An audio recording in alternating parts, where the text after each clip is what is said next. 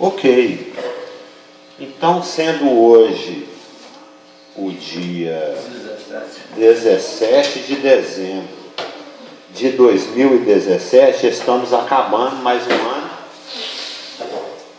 E nós aqui estamos estudando o arrebatamento, que é a nossa bendita esperança. Da hora.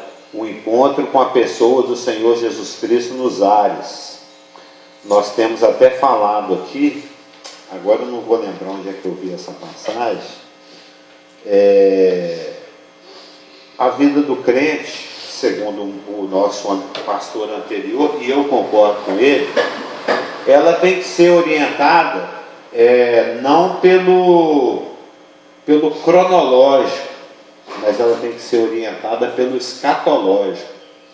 Não é que é errado ou certo, é a melhor maneira de se viver, a mais otimizada, a que produz mais fruto. Nós estamos falando aqui não, meu jeito é certo, o seu é errado, não é isso que nós estamos falando. Porque se você vive cronologicamente, em função de segunda, terça, quarta, quinta, a gente também vive assim, né? Mas eu estou falando de orientar a nossa vida. Se você orienta a sua vida em função de segunda, terça, quarta, quinta, sexta, sábado, domingo, primeiro, segundo, 15, 30, janeiro, fevereiro, março, abril, 2000 e isso, 2000 e aquilo, você pode perder foco e você pode perder produtividade. Foi uma passagem que nós citamos aqui na semana passada, agora eu não estou me lembrando qual, mas também existem outras. Mas o que a palavra nos ensina é que a nossa vida tem que estar em função da volta do Senhor. A ótica da nossa vida, ela não deve ser apenas cronológica, mas ela tem que ser escatológica. Nós devemos viver como se o nosso Senhor pudesse chegar a qualquer momento. Se Deus te deu um lugar espaçoso, se você está com tempo, entre aspas, sobrando, consagra ao Senhor. Não aproveita que você está com muito tempo sobrando, ou muito dinheiro sobrando. Muito, pode dizer, né? Ninguém tem muito sobrando. Ou se você está com liberdade, à vontade, sobrando, em vez de esbanjar, investe.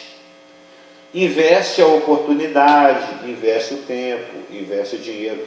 Coloca a sua vida em função da volta do Senhor. Já que Ele está voltando e está sobrando, entre aspas, investe. São oportunidades.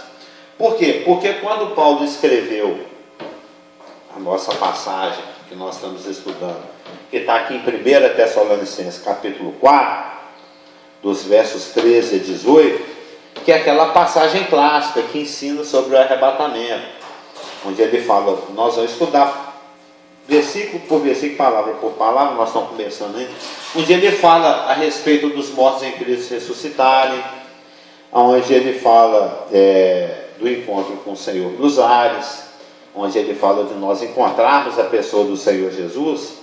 Se você tem essa esperança, essa expectativa te esperando lá no horizonte, a nossa vida tem que estar moldada em função desse encontro. Amém. Não é? Amém. Em função desse encontro. A palavra fala em diversos lugares que, já que nós temos uma esperança, um destino tão pleno, tão bacana, tão bem planejado por Deus, a nossa vida tem que ser tal qual pessoas que temem, pessoas que têm consciência da situação na qual se encontrava e agora a situação em função da qual ela está caminhando. Antes eu era um perdido pecador, mas agora eu sou lavado pelo sangue do Senhor Jesus Cristo, e Ele tem feito coisas e planejado coisas que nem meu olho, nem meu ouvido, nem meu entendimento conseguem alcançar. Então, em função dessa bem-aventurada esperança, a nossa vida tem que estar na mesma proporção orientada para a vontade de Deus, orientada para a santidade, orientada para viver uma vida tranquila, comum, né? Maridos vivem a vida comum do lar. O Senhor quer que a gente tenha uma vida tranquila, modesta, honesta, calma. Porque Satanás, ele distorce as coisas. Ele fala que para você ser um grande servo de Deus, a contradição já está aí. Se você é grande, você não é servo. Se você é servo, você não é grande. Não existe grande servo de Deus. Existe, mas não existe. Existe no conceito humano. Mas como é que você pode ser um grande escravo? Né? Escravo é escravo. Mas se você... Mas se fiel. Fiel. Existem os fiéis e os infiéis, né? O que se mantém na... Não é grande, não. Mas Satanás, ele coloca essa ilusão que a vida cristã, para ela ser uma vida do jeito que Deus quer ou planeja, ela tem que ser uma vida pirotécnica, uma vida...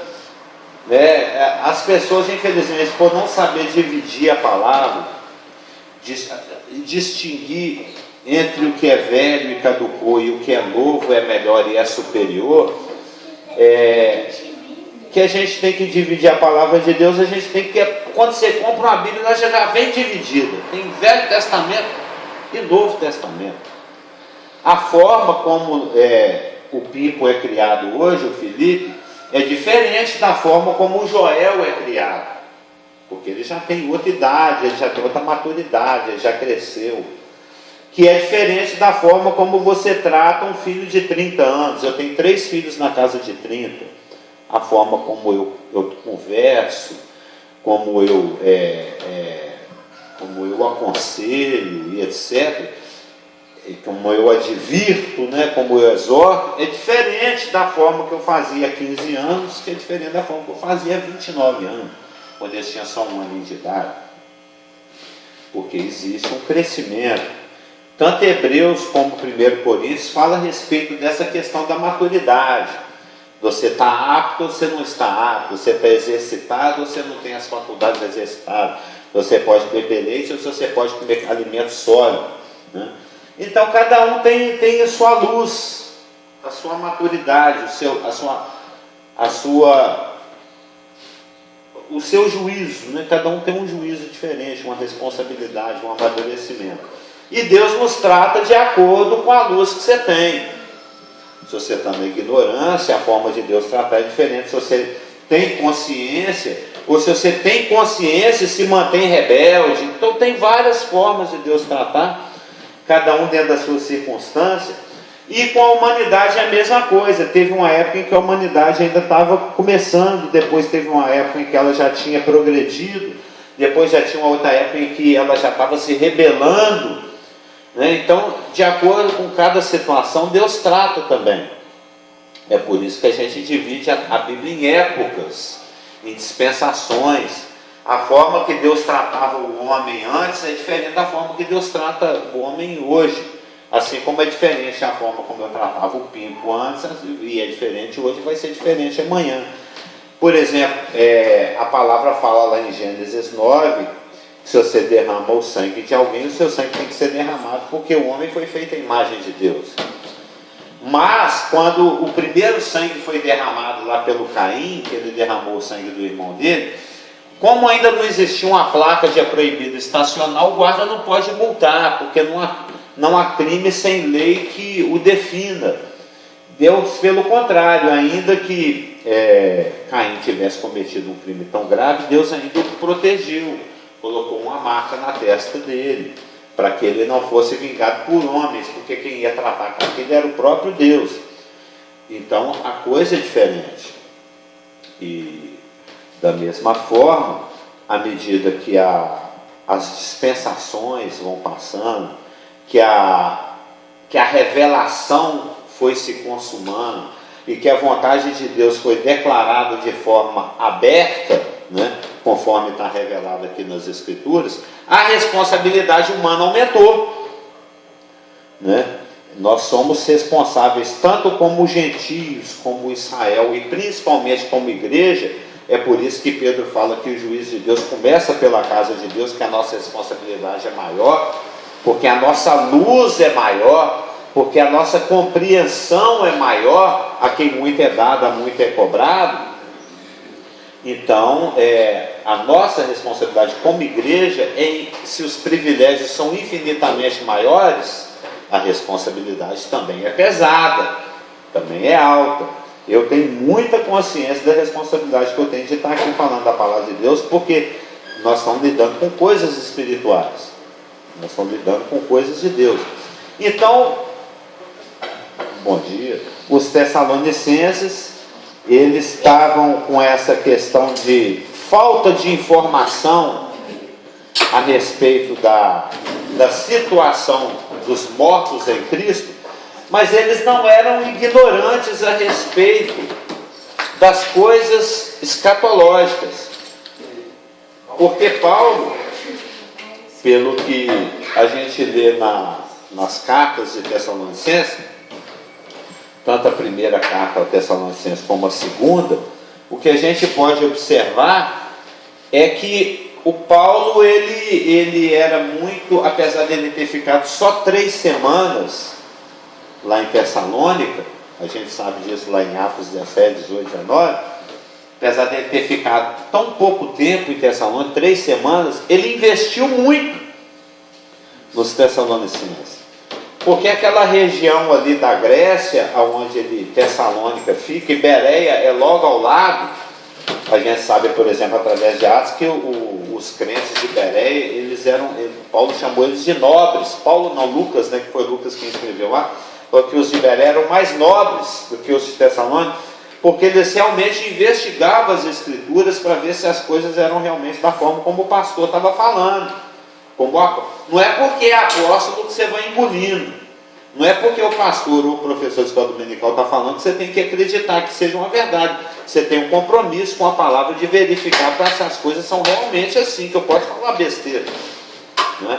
O pastor pode se enganar, principalmente que você escuta na mídia, na televisão, o que existe de fake news, de notícia falsa, a gente tem que prestar bastante atenção. Não ir simplesmente digerindo o que é dado, você tem que averiguar.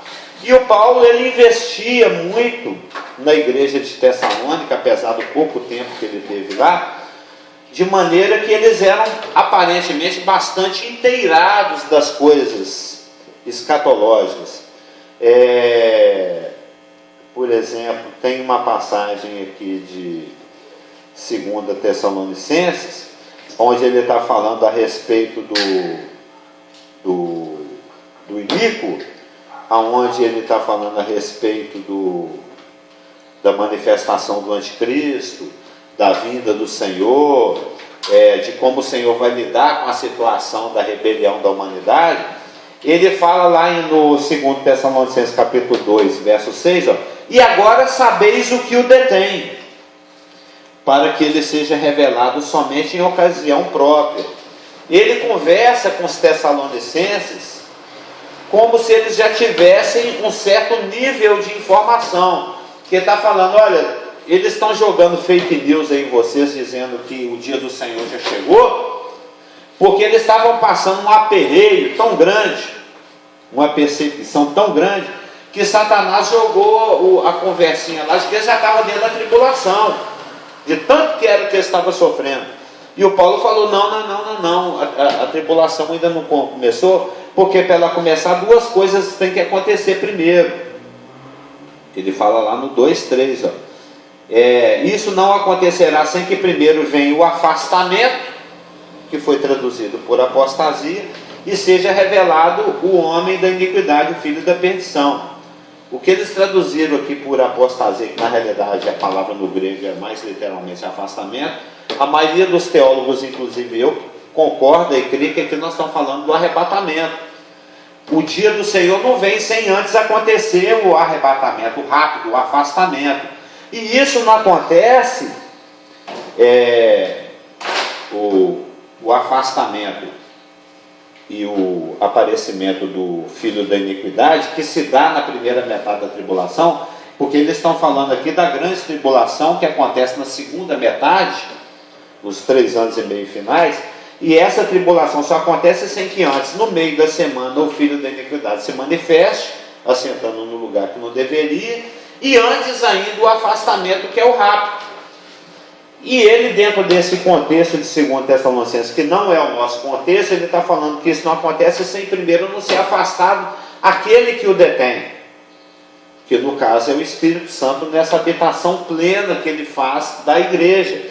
A igreja habitada pelo Espírito Santo constitui um ministério chamado de ministério inibidor, ministério detentor. A igreja habitada pelo Espírito Santo detém a plena manifestação de Satanás.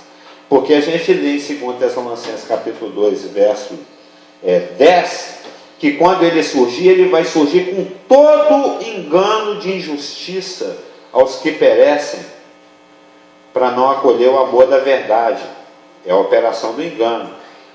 Ora, o aparecimento do iníquo é segundo a eficácia de Satanás, com todo o poder e sinais e prodígios de mentira, e com todo o engano de justiça.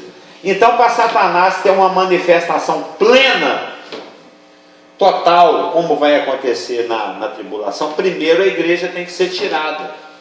Primeiro, o ministério de detenção do Espírito tem que acabar. Porque a igreja, como sal e luz, e o sal não deixa a carne apodrecer e a luz não deixa as trevas avançarem, ele detém a manifestação plena de Satanás. Mas quando a igreja é tirada, isso acontece. Aí a carne apodrece. Se você pendurar um pedaço de carne e pôr no sol, você acaba de matar o boi, você tira lá um pedaço do boi e põe no sol, com poucas horas, poucos dias, aquilo está fedendo, aquilo está apodrecendo. Mas se você salgar, fica até bom. Fica aquela peça de alcatra salgada, né? Carne de sol de alcatra, não sei se alguém já comprou no Mercado Central. É bom demais, você compra aquela manta imensa. A carne é salgada, pode ficar no sol. Mas tirou o sal, apodrece, que é o que vai acontecer com esse mundo. Tirou a igreja, esse trem aqui vai feder, vai apodrecer. A luz saiu, as trevas vai tomar conta. E ele fala com os Tessalonicenses como se eles já soubessem. Porque ele está lembrando um papo que eles já tiveram agora. E agora já sabeis o que eu detém, para que ele seja revelado somente na ocasião própria. Ele está falando em 2 Tessalonicenses capítulo 2, verso 6. Com relação ao pequeno detalhe dos mortos em Cristo, ele não tinha conversado.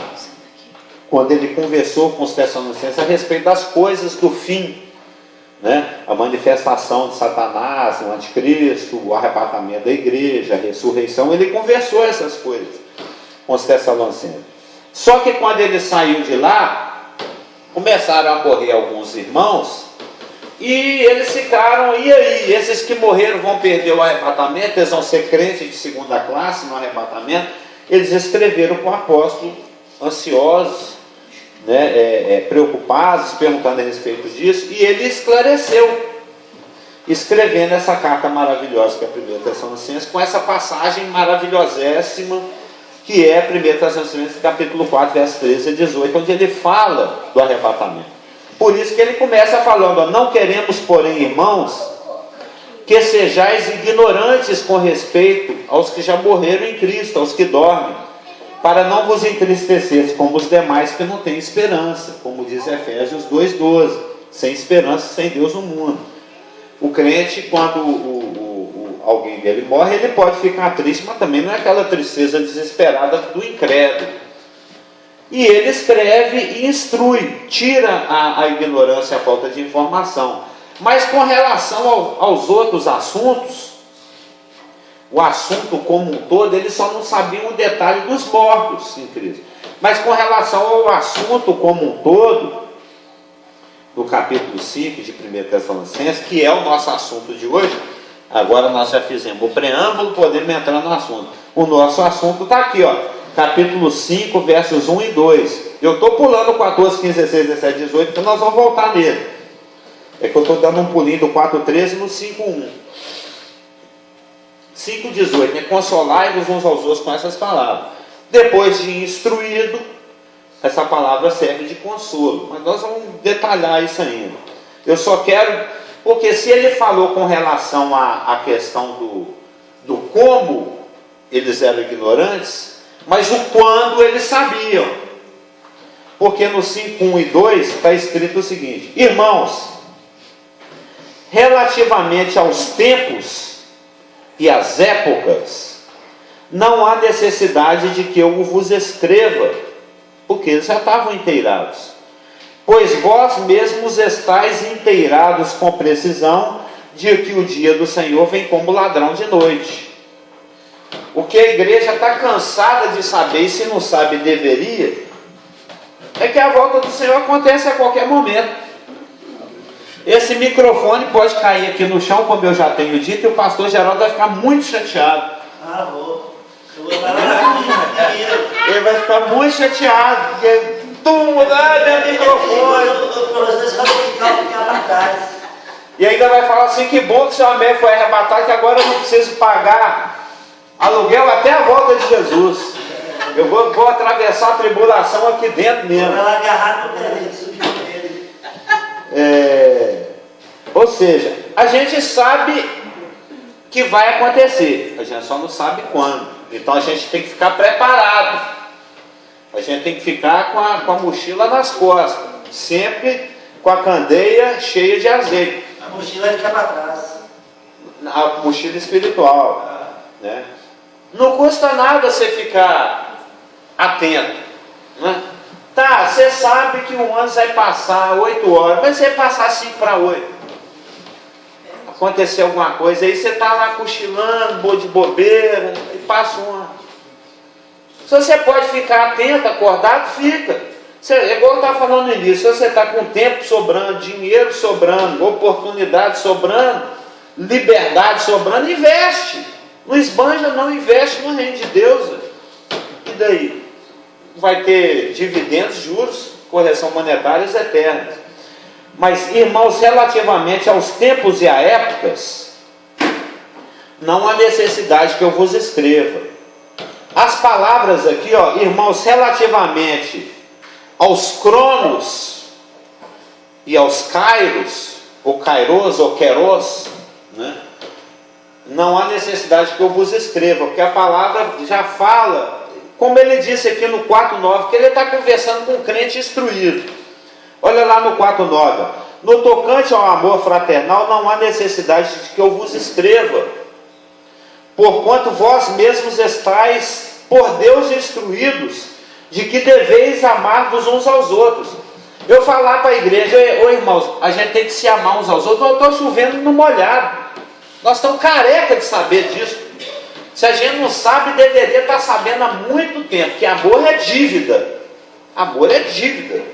Romanos fala: ninguém devais coisa alguma, exceto o amor. Se você não está sabendo, seu nome está no SPC e você não acordou ainda. Por quê? Porque no Novo Testamento, os gregos, eles têm 2 palavras para traduzir para tempo. Para tempo nós só temos uma palavra, tempo. Eles têm 2. Eles têm cronos e kairos, ou keros. Eu gosto de falar kairos, tá? Tem cronos e kairos. O cronos é uma palavra muito conhecida nossa, de onde vem cronológico, de onde vem cronograma, né? O cronos é o tempo contado, né? Lá em Apocalipse, por exemplo, tem um exemplo lá de cronos, quando aquela praga lá do Apocalipse 9, se não me engano, fala o seguinte: onde é que está, hein?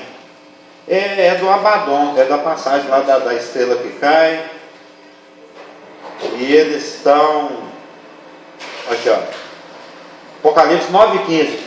Foram então soltos os 4 anjos que se achavam preparados para a hora, o dia, o mês e o ano. Então o cronos é o tempo que você pode dividir, você pode contar. Ele pode ser longo, ele pode ser curto, ele pode ser dividido em estações, em anos, em minutos, em horas. Aí você divide do jeito que você quiser. Ele é contável. Ele para nós, é a palavra mais fácil de entender, né? Porque a gente nós temos palavras correspondentes, equivalentes, similares no português. Então, quando aparece a palavra cronos, lá no original da Bíblia, eles traduzem por tempo. E no nosso caso também, porque tempo para nós é o tempo cronológico. Por exemplo, vamos ver alguns exemplos de... A palavra cronos aparece 53 vezes no Novo Testamento. Nós vamos dar uma olhada em alguns, só para a gente ter um maior entendimento da palavra, né? Por exemplo, Mateus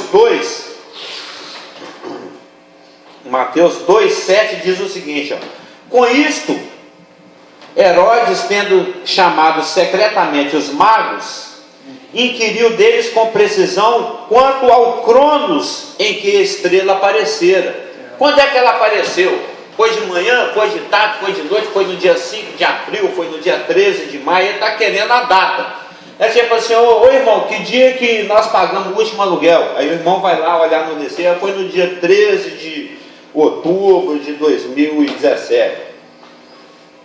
O Herodes estava com má intenção. Ele falou, quando é que essa estrela apareceu? Aí os escribas, os magos foram lá e consultaram, porque a gente sabe, o inverno vai começar, nós agora estamos na primavera, a gente sabe, lá no dia 23 de setembro, quem conhece essas coisas todas, a primavera vai começar hoje, dia 23 de setembro, às 5h41 da tarde, não é? Quando é que vai ser o pôr do sol? Quando é que vai aparecer a estrela? Quando é que vai ter um eclipse? Tudo isso tem dia, mês, hora, tudo marcadinho, não tem como fugir.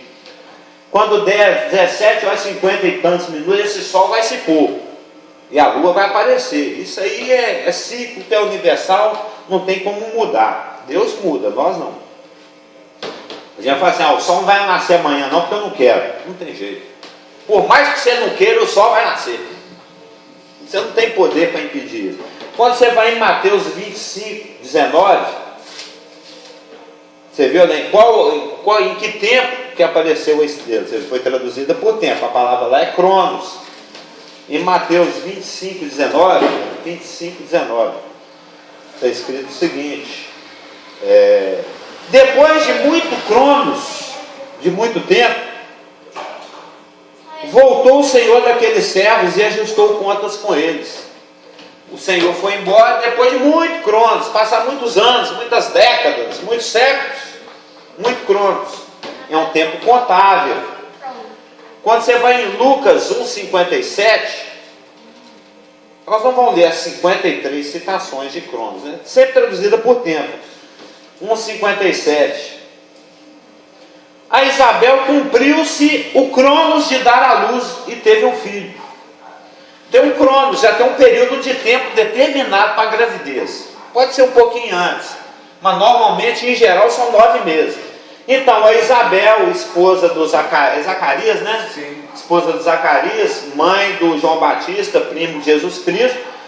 O Lucas está falando assim, quando deu os 9 meses, a Isabel foi ter o filho dela. Cumpriu-se o cronos. Cumpriu-se o tempo. É o tempo. Traduzido por tempo. Quando você vai, por exemplo, tem muitos aqui, vou pegar aqui aleatoriamente, Romanos 7:1. Está falando de casamento, se não me engano. Romanos 7, não é? Romanos 7. Não, é 1 Coríntios para casamento. Romanos 7 já está falando de carne. A carne contra o espírito. Romanos 7:1. Porventura ignorais, irmãos, pois falo aos que conhecem a lei, que a lei tem domínio sobre o homem por todo o tempo da sua vida?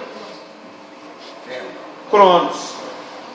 Quando você vai em Gálatas 4, e assim vai, as 53 vezes em que essa palavra aparece no Novo Testamento, ela é vista como um período de tempo. Pode ser longo, pode ser comprido, pode ser curto. Aqui, Gálatas 4:1. Digo, pois, que durante o tempo, o cronos em que o herdeiro é menor, em nada difere do escravo, ainda que ele seja senhor de tudo. No 4:4, vindo, porém, a plenitude do tempo, Deus enviou seu filho, nascido de mulher, nascido sob a lei. Esse é o tempo contável. Porém, o grego ele é mais rico do que o português. Nós temos só uma palavra para tempo. O grego, além dele ter a palavra cronos, ele também tem a palavra kairos, o que é interessante, porque se a palavra cronos vê o tempo sobre o aspecto quantitativo, mensurável, já o kairos vê o tempo sobre o aspecto qualitativo. É uma oportunidade que você tem. É uma oportunidade que você pode aproveitar ou que você pode desperdiçar. Kairos, ao invés de se preocupar com a quantidade de tempo, ele se ocupa com a qualidade e a característica desse tempo. Normalmente, o kairos pode ser 1 minuto, pode ser 1000 anos. É uma janela que Deus abre.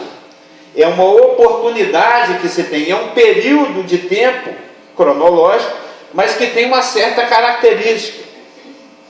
Tem a característica de ser um período de oportunidade para a salvação. Ou pode ser um período pequeno, grande, médio, tanto faz, de semanas, de anos, de décadas, de milênios, em que se tem, ao invés de oportunidade para a salvação, é um período que tem como característica ser um período de julgamento, de juízo, por exemplo, né?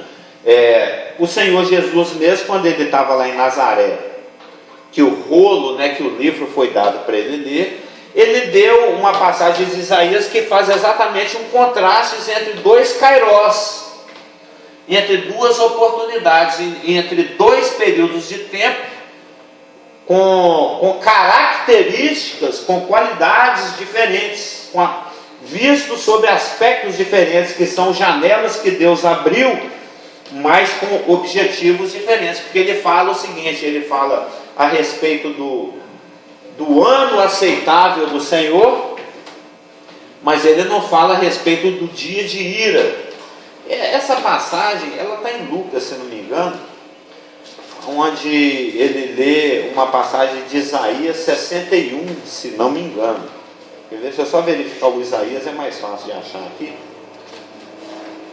Lembra dessa passagem, quando o Senhor Jesus leu essa passagem? Aqui, ó. Isaías 61, 1 e 2. O Espírito do Senhor está sobre mim, porque o Senhor me ungiu para pregar boas novas aos quebrantados. Enviou-me a curar os quebrantados de coração, a proclamar libertação aos cativos e a pôr em liberdade os algemados. Aí vem o versículo 2. A pregoar o ano aceitável do Senhor e o dia da vingança do nosso Deus. Então, num versículo, nós temos dois tipos de tempo, não mensuráveis, mas com características diferentes. Nós temos o ano aceitável do Senhor e o dia da vingança do nosso Deus. Observa o Espírito de Deus como é. Como apesar de justo, como que apesar de santo, como apesar de sermos pecadores, como apesar do salário do pecado ser a morte, como o Senhor tem que retribuir, porque Ele é justo e santo, mas ainda assim a gente vê que lá atrás do julgamento tem um coração de Pai, tem um coração de Deus que ama, porque a aceitação do Senhor é um ano, o ano aceitável do Senhor, mas a vingança é só um dia.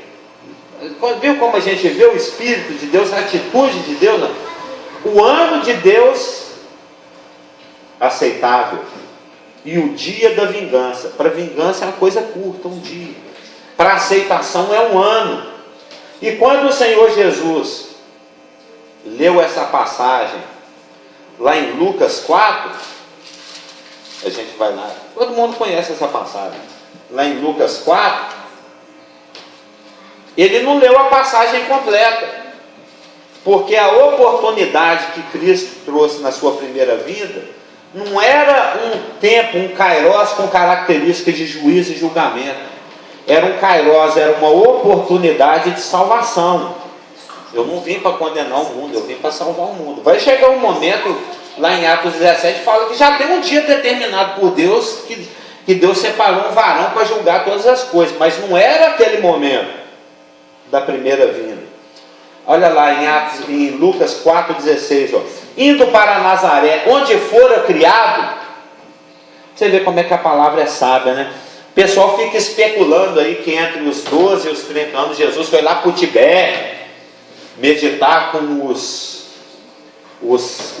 filósofos chineses, aprender com eles a filosofia, a meditação transcendental. Já tem outros aí, acho que se chama Mormon, que creem que Jesus é aqui na América do Sul.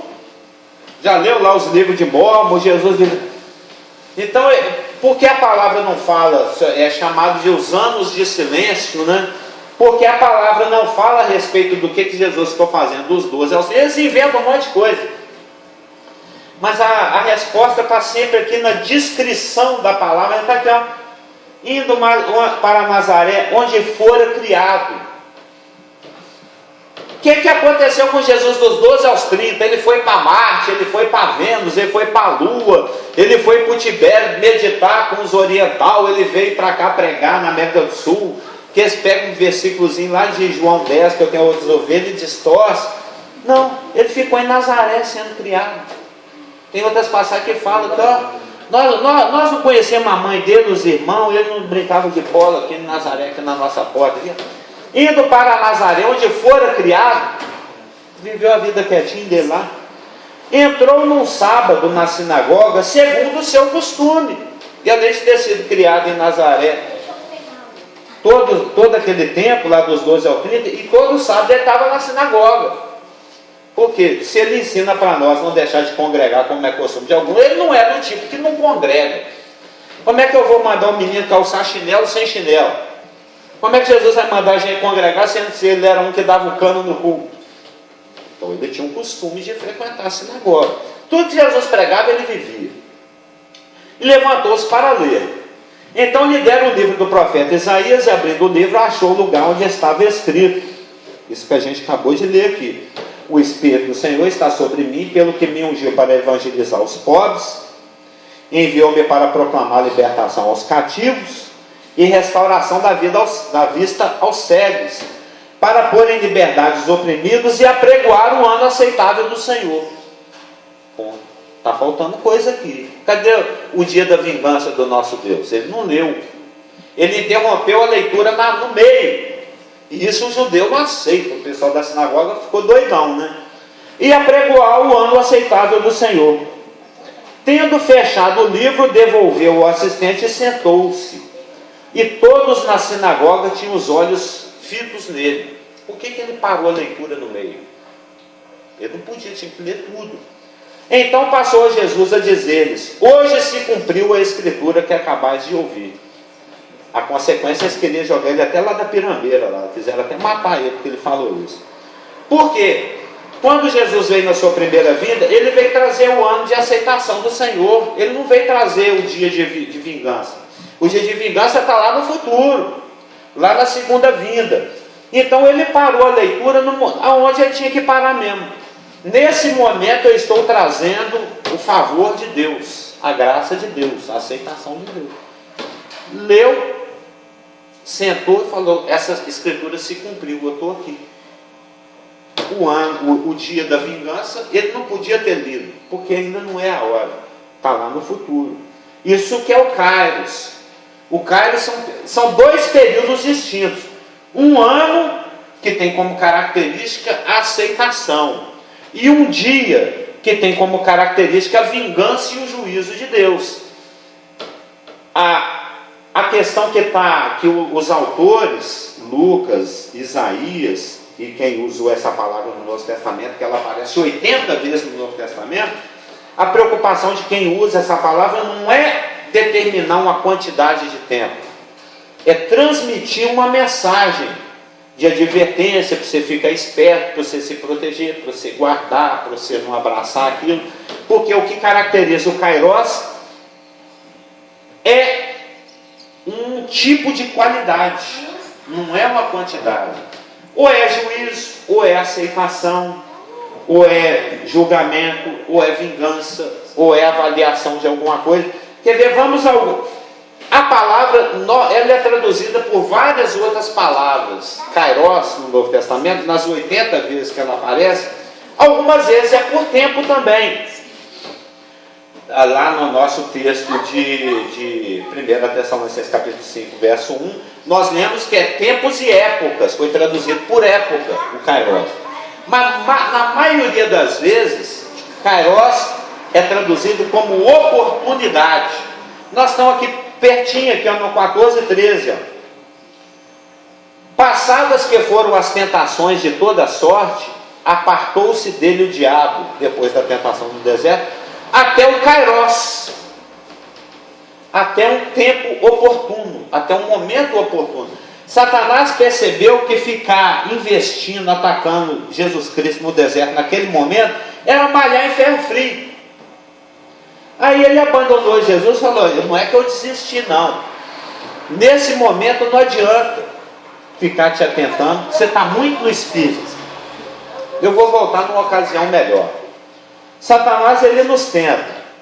Você faz igual Jesus falou: está repreendido, a palavra fala outra coisa, esse pensamento não é de Deus, eu rejeito, coisa e tal.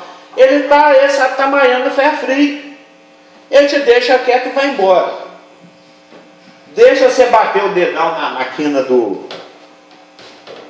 da cadeira, deixa a sua esposa te falar uma coisa que você não queria ouvir, deixa quebrar um objeto que você gosta, deixa você perder um dinheirinho, ou alguém chegar atrasado, que aí você vai estar mais no homem natural, aí ele vem e te tenta, e ele tem uma chance melhor de conseguir alguma coisa.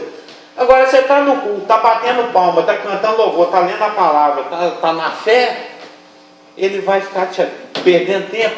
Para quê? Ele espera um Kairos, uma oportunidade melhor, uma outra oportunidade. Quando a gente vai, por exemplo, aqui em Colossenses 4:5, Colossenses 4:5, diz o seguinte: portai-vos com sabedoria para com os que são de fora, aproveitai as Kairos, as oportunidades, os tempos que o Senhor te dá, que você percebe: mas isso aqui é uma oportunidade, é uma janela, é o melhor momento para investir. Porque o crente sábio, ele não vive apenas em função da segunda, terça, quarta, quinta, sexta, sábado, domingo, janeiro, fevereiro, abril, 2015, 16, 17, 10. Ele vive de acordo com a oportunidade. Fala: nossa, isso aqui é uma chance boa que eu tenho para falar do Evangelho. Ou isso aqui é uma oportunidade boa que eu tenho de plantar uma sementinha. Você vai plantar a semente na hora que está chovendo e a enxurrada está varrendo a terra toda? Espera o sol sair, as graminhas começam a nascer, os passarinhos cantando, piu, piu, piu, piu, piu, piu, piu, uma chuvinha mais maneira, você planta a sementinha. É a oportunidade, é o tempo melhor. A gente tem que ter essa percepção de saber aproveitar, não apenas o que o dia, os meses, os anos nos traz, mas junto com eles as oportunidades. E quem te dá a percepção dessas coisas é o Espírito. É o Espírito que te fala: vai, não vai, está na hora, não está na hora, pega o trem, não pega o trem, vai no ônibus. Se você estiver sensível ao Espírito, andando no Espírito, guiado pelo Espírito, você vai ter essa sensibilidade, essa percepção. Você vai investir melhor o seu cronos. Já viu que todo mundo tem 24 horas, não é, para viver? O dia tem 24 horas. O mesmo dia que o meu dia tem 24 horas, o seu também, o dele também, o dele. E tem gente que faz um monte de coisa em 24 horas. E tem gente que não faz nada. Passa o dia, nossa, eu não fiz nada, nem para mim, nem para Deus, nem para ninguém. É um dia jogado fora. É um dia jogado fora. Porque a gente sabe muito bem qual que é a relação do crente com o passado. O pastor Geraldo já pregou aqui 1.758.000 137 vezes que é deixando as coisas que para trás ficam. Já viu seu pai pregando sobre isso? Deixando as coisas que para trás ficam, prossiga o alvo. O objetivo do crente é para frente. O profeta fala, os pecados já foi jogar lá no mar do esquecimento. Quanto dista o Oriente do Ocidente, assim eu afasto de mim os vossos pecados. Realmente Deus, Ele diz que esquece. Como é que um Deus que é onisciente esquece das coisas? Eu não sei. Mas Ele diz que esquece, que Ele não traz mais isso na memória. Eu estou procurando aqui eu lidei tanto com esse versículo esses dias. Está aqui, ó. 1 Coríntios capítulo 3, verso 22. Seja Paulo, seja Apolo, seja Cefas, seja o mundo, seja a vida, seja a morte. Observa aqui, ó. Sejam as coisas presentes, sejam as coisas futuras. Tudo é vosso. O que está faltando aqui, hein? Sejam as coisas presentes, sejam as coisas futuras. Tudo é vosso. Ele nem citou sejam as coisas passadas. Passado para Deus não existe. Você deu um passo, aquilo lá já ficou para o julgamento. Aquilo lá já ficou para o Bimar. Aquilo ali já foi para o Bimar. Lá no Bimar nós vamos saber se aquilo é madeira, se aquilo é palha, se aquilo é feno, se aquilo é ouro, se aquilo é prata. O que é aquilo? Mas passou, passou. Para Deus, cada passo que você deu para trás está lá nos livros. Lá nos livros a gente resolve o que nós vamos fazer com isso. Porque essa oportunidade já foi. Então o crente ele tem que acordar, ele tem que perceber que oportunidade é uma coisa que vem, ou se aproveita ou não aproveita. Você aproveita ou não aproveita. Aproveitou, aproveitou. Não aproveitou, não está aproveitado. Não aproveita mais. Tanto é, bom dia, que os teólogos definem o Cronos como o tempo dos homens e o Kairos como o tempo de Deus. São as oportunidades que Deus nos dá. As oportunidades que a gente tem que aproveitar. Ó, 2 Coríntios capítulo 6. 2 Coríntios capítulo 6, versos 2. E nós, na qualidade de cooperadores com Ele, também vos exortamos a que não recebais em vão a graça de Deus. Porque Ele diz, eu te ouvi no Kairos. Eu te ouvi no tempo da oportunidade. E te socorri no dia da salvação. Se você quer ter contato com Jesus, se você quer desfrutar da salvação plena, para você entender, aproveita enquanto o pastor Geraldo está pintando lá na praça. Aproveita enquanto nós estamos falando aqui, ó. Hoje é facinho aceitar Jesus, gente. O pastor Geraldo fala lá, é o único homem que nasceu para morrer e blá blá blá. Aí a pessoa escuta lá, ore no seu coração comigo, você vê que a pessoa está orando junto. Ela está aproveitando a oportunidade. Vai chegar uma época em que salvar vai ser tão difícil. Lá na tribulação. E se você se linkar com Deus e com Jesus, o mundo inteiro vai te x-novar. Porque vai ter um sistema de vigilância. O homem lá em cima, né, onde ele vai estar monitorando todo mundo. E como aconteceu em outras épocas da história, vai ter prêmio por delação. Ó, estou ouvindo culto de crente daqui, ó, chama a polícia aí, ó. A polícia vai chegar metendo o pé na porta, prendendo todo mundo. Se quiser que esconde lá nas catacumbas, vai lá no Bonfim. Vai ser proibido ser crente. Daqui a pouquinho, está chegando a hora aí, ó. Aí o trem vai ser muito mais difícil. Muito mais difícil. Eu tenho um irmão bobão, que eu prego para ele desde 1981. Ele é irmão de sangue. Ele fala assim, eu vou ficar para a segunda chamada. Você não sabe o que você está escolhendo. Aí você tem que perseverar até o fim, aí o trem vai ser pesado. Você vai viver, né? Ele nem sabe, que ele acha assim que Jesus está tão perto de vir, que ele vai deixar para a segunda chamada, porque ele quer aproveitar esse mundo mais um pouquinho. Você está deixando passar o Kairos. Olha o Kairos, ó a oportunidade passando. Depois que o busão passar, você desce não adianta mais não, filho. Aí você tem que sair correndo atrás dele, jogar pedra no vidro, você tem que ver, põe prego no pneu, já era, passou a oportunidade. Em 1 Timóteo 2,6, 1 Timóteo 2,6, diz o seguinte: eu ando tanto 1 e 2 Timóteo e Tito, uns livros, como é que fala? Suculentos, né? Os livrinhos bons. Eu não me canso de 1 e 2 Timóteo, é muito bom. Dá vontade de decorar o livro. Tem passagens de Tito assim que você vai lendo, parece que você tem que ler de novo, tão bonito que é, né? Que você nem consegue entender a riqueza, você começa a brotar pérola, rubi do trem. Mas 1 Timóteo capítulo 6, no capítulo 2, verso 6, fala o seguinte: Tito 2, 14. O qual a si mesmo se deu em resgate por todos, testemunho que se deve prestar em tempos oportunos. Eu estou procurando aqui uma passagem que fala assim: orando o tempo todo. Orando o tempo todo. Porque eu lembro quando eu dei esse estudo,